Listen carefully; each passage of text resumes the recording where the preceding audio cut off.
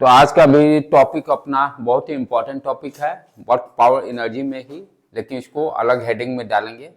Vertical circular motion, VCM लिखा ही हुआ है। वीसीएम का मतलब क्या हो गया? Vertical circular motion. ऑलरेडी हम लोग सर्कुलर मोशन पढ़े हुए हैं फर्स्ट चैप्टर में, मोशन 1 में, लेकिन दोनों में डिफरेंस है। What is the difference? वहां पर हम लोग यूनिफॉर्म सर्कुलर मोशन पढ़े हैं। यूनिफॉर्म सर्कुलर मोशन का कॉन्सेप्ट क्या है? स्पीड आपका कांस्टेंट रहता है, स्पीड चेंज नहीं होता है। यूनिफॉर्म सर्कुलर मोशन में स्पीड चेंज नहीं होता है, स्पीड कांस्टेंट रहता है। अब यहां पर वर्टिकल सर्कुलर मोशन में क्या है, दोनों में बेसिक यहां है कि इस तरह से सर्किल। अब क्या है, वो सर्किल किस है, सर्कुलर पाथ कैसे रखा हुआ है? एयर में। वी कैन अंडरस्टैंड इस तरह से वर्टिकल सर्कुलर। पहले क्या था, सरफेस पर रखा रहता था। यूनिफॉर्म सर्कुलर मोशन में क्या हम लोग पढ़ते हैं, कोई भी सर्किल सरफेस पे है तो यहां पर स्पीड कांस्टेंट रहता है यूनिफॉर्म सर्कुलर मोशन में। अब सर्किल को वर्टिकल में रखते हैं, यानी जैसे ये कोई इस तरह से नचा रहे हैं ऑब्जेक्ट को, तो ये क्या है, वर्टिकल सर्कुलर। यहां पर डिफरेंस दोनों में क्या, वहां स्पीड कांस्टेंट है, यहाँ स्पीड चेंज कर रहा है। यहाँ स्पीड यहाँ अलग, ये स्पीड अलग, यहाँ स्पीड अलग, यहाँ स्पीड। मैंने स्पीड का मतलब वेलोसिटी का मैग्नीट्यूड, वेलोसिटी का मैग्नीट्यूड की बात कर रहे हैं। यही दोनों में डिफरेंस है। यूनिफॉर्म सर्कुलर मोशन, किसी सरफेस पे सर्कुलर पाथ रखा हुआ है, यहाँ पर magnitude of the velocity is constant, but here in vertical circular motion में क्या हो रहा है, स्पीड हर जगह बदल रहा है, अलग अलग है, मैग्नीट्यूड अलग अलग हो रहा है। तो दोनों में यही बेसिक डिफरेंस है, यूनिफॉर्म सर्कुलर मोशन और वर्टिकल सर्कुलर मोशन। अब यहां पर क्यों इसको पढ़ रहे हैं, यहां पर क्वेश्चन क्या रहेंगे कि यहां पर बॉटम से, ध्यान से समझिए, बॉटम से यदि मान लो उसको हल्का सा पुश करते हैं तो ये क्या हुआ, सम ऊपर जाएगा, वेलोसिटी डिक्रीज करेगा। हो सकता है बी से पहले वेलोसिटी इसका 0 हो जाए, तो पाथ कैसा रहेगा आपका, एक स्मॉल सर्किल के आर्क पर टू एंड फ्रो मोशन करेगा। फिर कितना वेलोसिटी और थोड़ा सा पुश किया, जोर से धक्का मारे, धक्का मारने मतलब वेलोसिटी बढ़ा रहे हैं। जैसे ये बॉल कोई सर्कुलर पाथ ऐसे रखा हुआ, नीचे में बॉल रखा हुआ, जोर से मारे, कहने का वेलोसिटी इंक्रीज किया, तो हो सकता है बी पॉइंट तक पहुंच जाए और बी पे जाके 0 हो जाए और फिर नीचे की तरफ आ जाए। फिर और जोर से मारे, हो सकता है ऊपर यहां तक गया और बीच में ही सर्कुलर पाथ को ऊपर टॉप पे नहीं पहुंचकर गिर गया, फॉल कर गया अपने आप। फिर और स्पीड से मारे तो हो सकता है कि इस पॉइंट पे पहुंचे। यानी वो कितने स्पीड हम दें कि ये बॉल बी पॉइंट पे पहुंच जाए, सी पॉइंट पे पहुंच जाए। यानी वो भी जो वेलोसिटी जो बॉटम से है, वो कितना वेलोसिटी का वैल्यू रखेंगे कि ये पूरा सर्किल कंप्लीट कर ले, vertical circle. What is the value of the velocity, क्या what is the value of the velocity to reach the B point. या यहां पर ये क्या है, थ्रेड से जुड़ा हुआ, रस्सी से जुड़ा हुआ है। What is the tension at point A, what is tension at point B, what is tension at point C. यहीं पर क्रिटिकल वेलोसिटी का भी कॉन्सेप्ट देखेंगे। तो ये सारे जो हैं आज के लेक्चर्स में हम लोग कंप्लीट करेंगे, राइट बेटे। और यहां से भी क्वेश्चंस हर साल पूछते हैं, कोई नहीं रोक सकता है। जेई का मेंस हो, नेट हो या बोर्ड एग्जाम हो, यहां पर क्वेश्चन 100% आने हैं। और इसको ध्यान से समझिए, जो जो पढ़ाया जा रहा है उसको जरूर लिखिए, नहीं लिखिएगा कुछ नहीं समझ में आएगा। क्लियर कट है। यदि आप लेक्चर्स को नहीं लिखिएगा और रोक रोक कर नहीं देखिएगा तो कभी भी कुछ नहीं समझ में आएगा, लेक्चर पार हो जाएगा। और अभी तक जितना हम लोग पढ़े सारे कॉन्सेप्ट को इसी लेक्चर में इंक्लूड करेंगे। पिछले लेक्चर्स में जैसे है, पिछला लेक्चर जरूर देखिए, तभी ये फिर ये लेक्चर। मैं बार बार बोलता हूं, जो मेरे सीक्वेंस का किसी का भी लेक्चर देखिए, आई एम नॉट सेइंग कि आप ही मेरा देखिए, किसी का भी लेक्चर्स को जो भी आप फॉलो अप करते हैं उसके पूरे सीक्वेंस में देखिएगा, तभी आप लेक्चर समझ सकते हैं। अब यहां भी आपको कंजर्वेशन ऑफ एनर्जी का कॉन्सेप्ट आएगा, प्रीवियस लेक्चर नहीं देखिएगा तो ये कुछ नहीं समझ में आएगा। और जरूर से जरूर नोट डाउन कीजिए, नहीं कीजिएगा तो कुछ नहीं समझ में आएगा बेटे। चले स्टार्ट करें हम लोग। तो ये सारे जो मैंने बताया प्रॉब्लम्स, उसको सॉल्व करने के लिए आज के लेक्चर्स में हम लोग कॉन्सेप्ट को, ये सारा कॉन्सेप्ट को क्लियर करेंगे। अब यहां पर क्या दिया हुआ है वर्टिकल सर्कुलर मोशन में, पहला चीज कि हम एज्यूम किए कि ये वेलोसिटी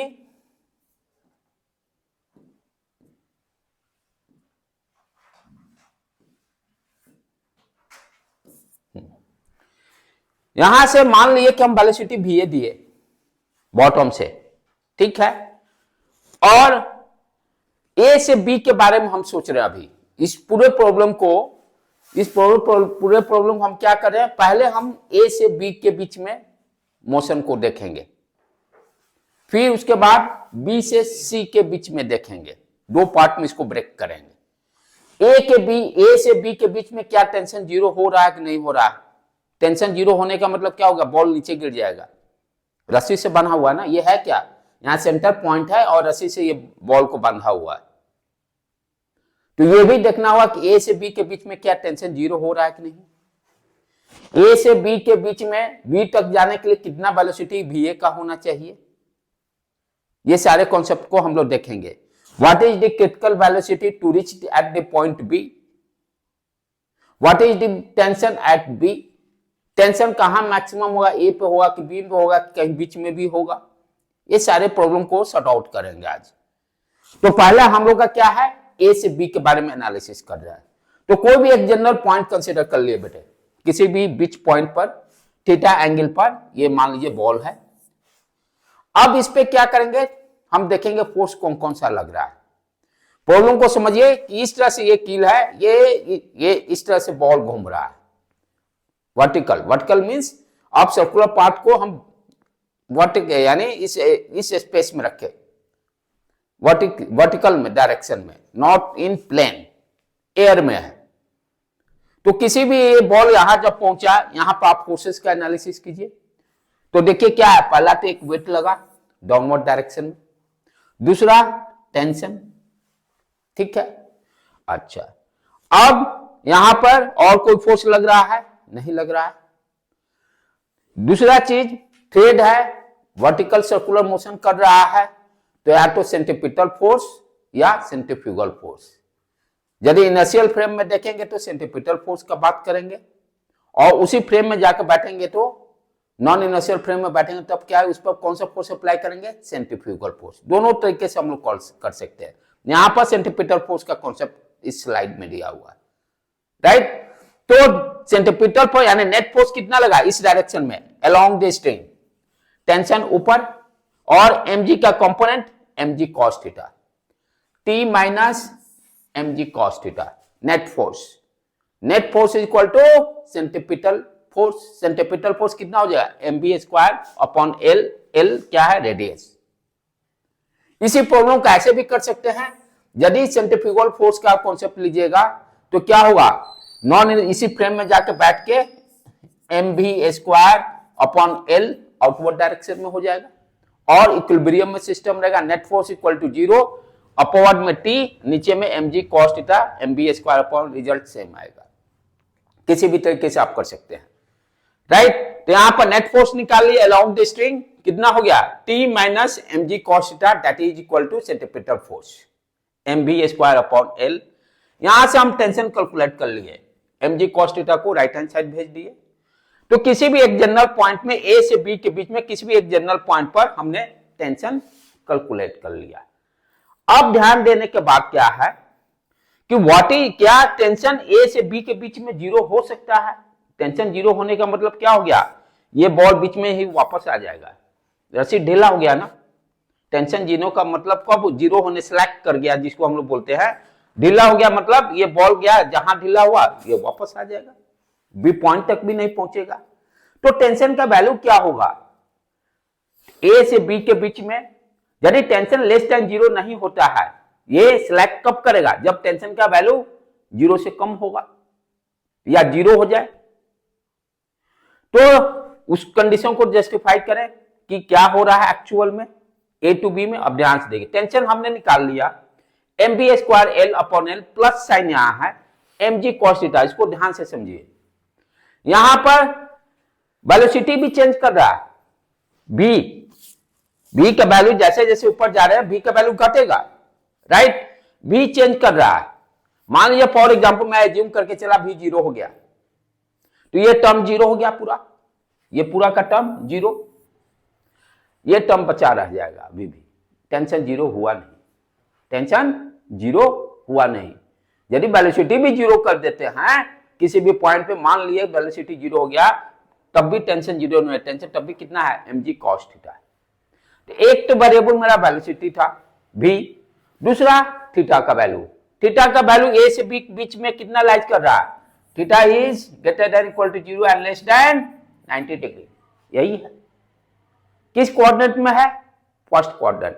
फर्स्ट क्वाड्रेंट में all trigonometric functions are positive, all trigonometric function are positive. It means क्या हो गया, cos थीटा भी पॉजिटिव रहेगा। तो आप ध्यान से लीजिए, वेलोसिटी भी 0 हो गया, cos थीटा का वैल्यू क्या हो गया, पॉजिटिव। cos 0 यहां थीटा 0 करेंगे, cos 0 1, और यहां पर या cos 90 पे 0 हो जाएगा। टेंशन 0 हो सकता है एट पॉइंट बी, लेकिन a से b के बीच में तो कहीं टेंशन 0 नहीं हो रहा है, यानी a से b के बीच में क्या हो रहा है, टेंशन पॉजिटिव है। a से b के बीच में टेंशन कभी भी 0 नहीं होगा, ऑलवेज पॉजिटिव। तो टेंशन पॉजिटिव होने के कारण क्या होगा, a से b के बीच में आपका कभी भी वेलोसिटी 0 होगा नहीं। ट्राई टू अंडरस्टैंड, a से b के बीच में क्या हुआ, टेंशन पॉजिटिव। टेंशन पॉजिटिव का मतलब क्या हो गया, कभी भी ये सिलेक्ट नहीं करेगा, ये नहीं कि टेंशन 0 हो जाता तो क्या होता, बॉल वापस। तो इससे कंक्लूजन हम क्या निकाल रहे हैं, टेंशन पॉजिटिव होने के कारण क्या होगा कि बॉल जो है, हाँ ये हो सकता है वेलोसिटी 0 गया, 0 हुआ, फिर वापस आ जाएगा, लेकिन टेंशन कभी 0 नहीं होगा। यानी दो चीजें यहां हमें ध्यान देना है, वेलोसिटी और टेंशन का वैल्यू, यानी हर ये a से b के बीच में दो चीजें हमें ध्यान देना है, what is the value of the tension and what is the speed. Speed हो सकता है 0 हो जाए, लेकिन टेंशन कभी भी 0 नहीं होगा, टेंशन कभी भी 0 नहीं हो सकता है। हाँ ये होता है पेंडुलम में, थोड़ा सा किए पुश, फिर वेलोसिटी 0 होगा वापस आकर, लेकिन सर्कुलर पाथ को फॉलो करेगा, 0 होने के बाद भी स्मॉल आर्क पाथ को फॉलो करेगा। टेंशन पॉजिटिव रहेगा a से b के बीच में, यही हम लोग सीखे राइट, इस डेरिवेशन से। t इक्वल टू, और टेंशन का वैल्यू कितना आ रहा है जनरलाइज वे में, mv square l upon l plus mg cos theta. चलो अब आगे बढ़ें। तो अभी तक हमने क्या देखा, a से b के बीच में tension always positive, right. Speed 0 भी हो सकता है, वो अलग इशू है, राइट। चलो बेटे आगे बढ़े, नेक्स्ट। हाँ, तो लोअर कोऑर्डिनेट कहने का मतलब a टू b की भी बात कर रहे हैं हम लोग। इसको बहुत ही, ये बच्चे लोग को ये समझ में नहीं आता है, 99% बच्चे को ये अंडरस्टैंडिंग नहीं बनती है, इसलिए इसको ध्यान से समझने की कोशिश कीजिए। तो ये लोअर कोऑर्डिनेट कहने का मतलब a टू b की बात करते हैं, ये लोअर मींस नीचे वाला। अभी तक आपने क्या किया, टेंशन को फाइंड आउट किया,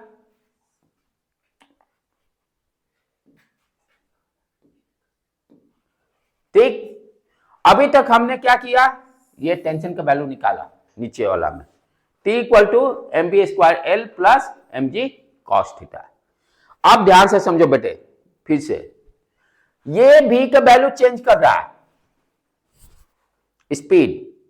स्पीड क्या हो रहा है, चेंज कर रहा है, यानी ये वेलोसिटी चेंज कर रहा है, 0 भी हो सकता है, कुछ कोई भी वैल्यू हो सकता है। अच्छा, यहां थीटा भी चेंज कर रहा है। तो नेक्स्ट अपना टारगेट क्या रहेगा, ये जो टेंशन फाइंड आउट किए हैं लोअर कोऑर्डिनेट में यानी a टू b में, अब ये टेंशन ये जो v निकाले, v को हम लोग va के टर्म में रिप्रेजेंट करना चाहेंगे। ये तो वेलोसिटी मालूम है ना, जो इनिशियल वेलोसिटी दे रहा है, ये वेलोसिटी मुझे नोन है, लेकिन इस वेलोसिटी के बारे में हम कुछ नहीं बोल सकते, अननोन क्वांटिटी है। तो अब नेक्स्ट अपना टारगेट क्या रहेगा कि ये टेंशन का वैल्यू को फाइंड आउट करने के लिए, यहां पर वैल्यू नहीं बता सकते कितना है, क्योंकि भी अननोन क्वांटिटी है।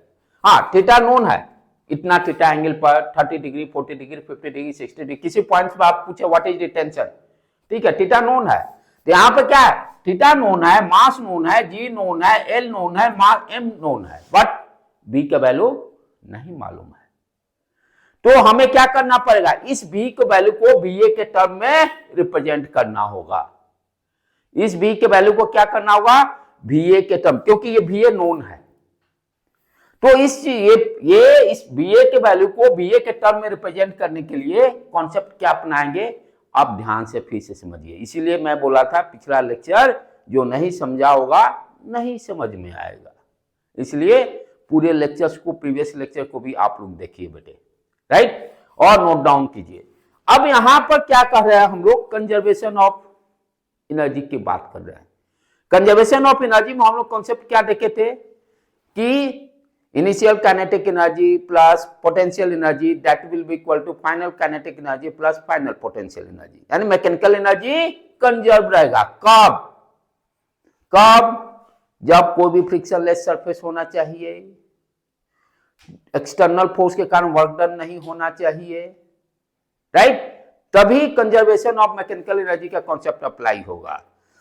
तो यहां पे आप ध्यान से समझिए, कोई भी फ्रिक्शन नहीं है, राइट, तो फ्रिक्शन नहीं है तो फ्रिक्शन फोर्स के कारण वर्क डन नहीं होगा। दूसरा चीज, एक फोर्स लग रहा है, टेंशन, एक फोर्स टेंशन, ये टेंशन लग रहा है, एक्सटर्नल फोर्स, लेकिन कंजर्वेशन ऑफ एनर्जी लगाने के लिए क्या रूल है, एक्सटर्नल फोर्स के कारण भी वर्क डन 0 होना चाहिए, तभी लगाएंगे। टोटल एनर्जी थ्योरम हम लोग पढ़े थे ना, work done by the external force plus work done by the conservative force plus work done by non conservative force equal to change in kinetic energy. तो वहां पर नॉन कंजर्वेटिव के कारण वर्क डन 0 होना चाहिए था, work done by external force 0 होना चाहिए था। यहां टेंशन है, लेकिन हम लोग को टेंशन देना नहीं है। क्या होगा यहां पर, ध्यान से देखिए, यहां पर मोशन का डायरेक्शन ये है, यही है ना, और टेंशन इस डायरेक्शन में, दोनों के बीच में एंगल कितना है, 90 डिग्री।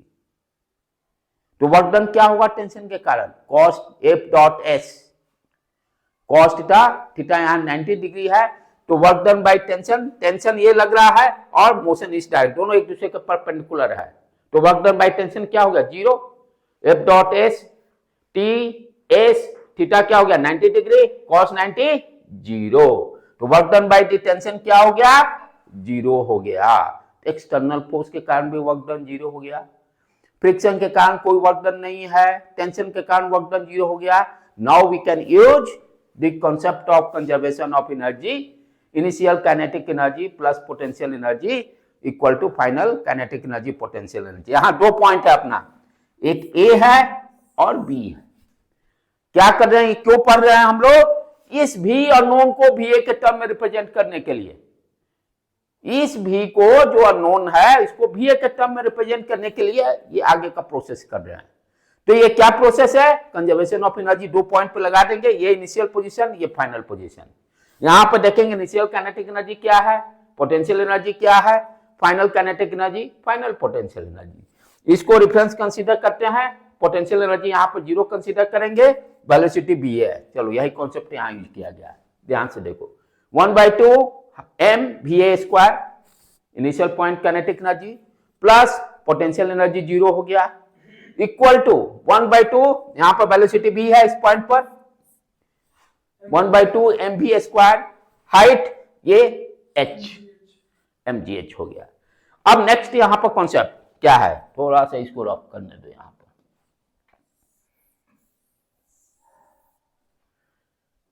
अब आ जाओ। अब ये h को कैसे निकालेंगे, h कौन सा है, यही है ना, ये h। अब h को नॉन टर्म में निकालना है, l मुझे मालूम है, थीटा मालूम है। अब ध्यान से देखो यहां पर, ये क्या है, l है, इसका कंपोनेंट ले लेंगे, ये क्या दे देगा, l cos थीटा, इसी डायरेक्शन में यहां लिखा हुआ भी है l cos थीटा, और ये टोटल लेंथ कितना है l, l में से l cos थीटा घटा देंगे, h का वैल्यू निकल जाएगा। What is the h, h equal to l minus l cos theta, l common ले लो, 1 माइनस cos थीटा, आ गया h का वैल्यू नॉन टर्म में।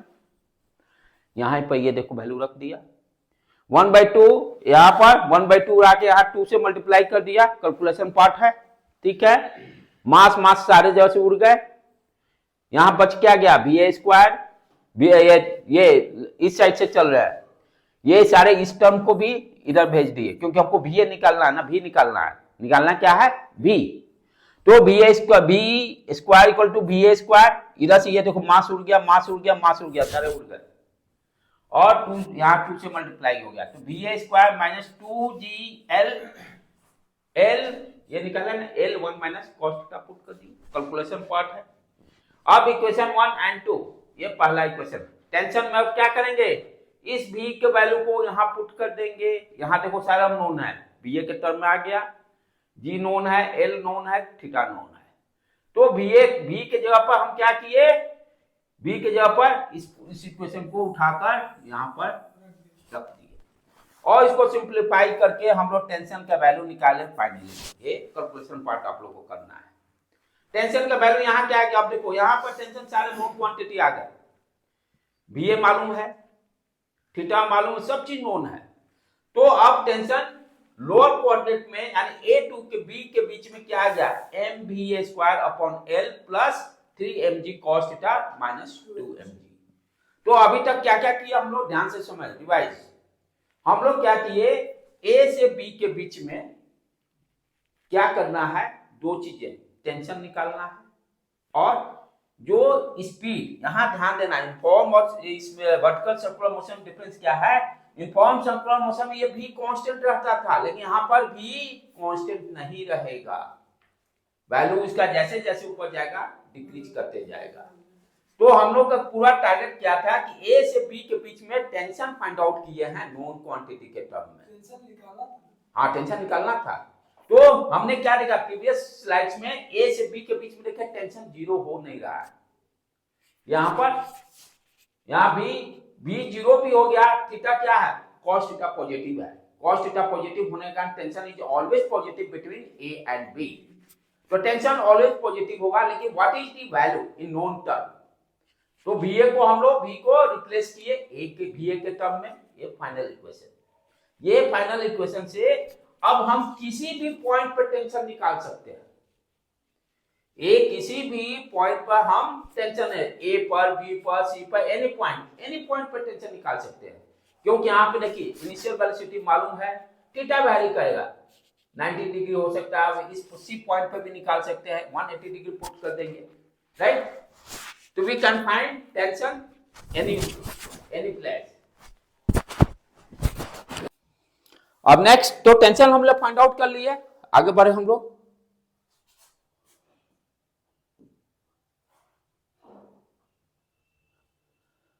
तो यहां पर फाइनल इक्वेशन हम क्या लिख रहे हैं, A से B के बीच में what is the value of tension, MVA square upon L plus 3mg cos theta minus 2mg, ठीक, आगे बढ़े अब हम लोग,